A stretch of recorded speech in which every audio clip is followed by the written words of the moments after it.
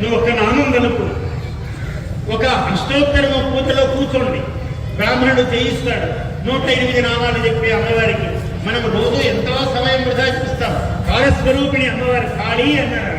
కాళీ అంటే కాలం, కాలం యొక్క స్వరూపం అమ్మవారు. ఆమె సేవే మహాకాళికాము అన్నారు. ఆమెకు 10 పాదాలు 10 ముఖాలు ఉన్నాయన్నారు. అటువంటి అమ్మవారు మహాకాళీదేవి అన్నారు. కాళీదేవి స్వరూపాన్ని అట్లా చెప్పాడు. అటువంటి కాళీదేవిని మనం పూజిస్తున్నాం ఈ 9 రోజుల్లో. ఇవాళ అన్నపూర్ణగా ప్రసన్నమైన స్వరూపాన్ని మనం పూజిస్తూ ఉన్నాం.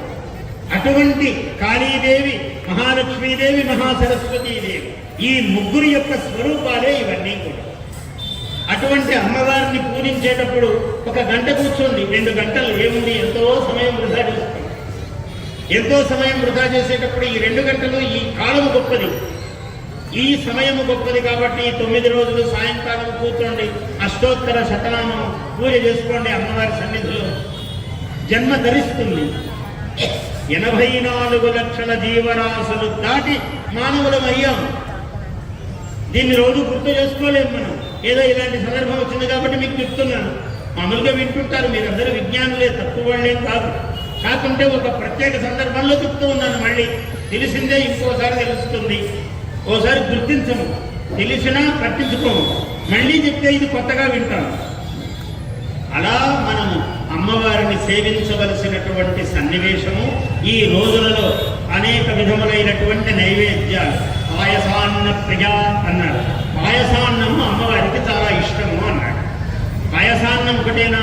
చిత్రాన్న రసప్రియ అన్నారు. చిత్రాన్నము అమ్మవారికి చాలా ఇష్టం. అందువల్ల చిత్రాన్నములు చెయ్యాలి, పాయసాన్నములు చెయ్యాలి.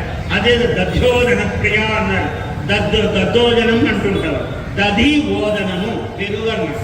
కాబట్టి దధ్యోదన ప్రియ అన్నారు.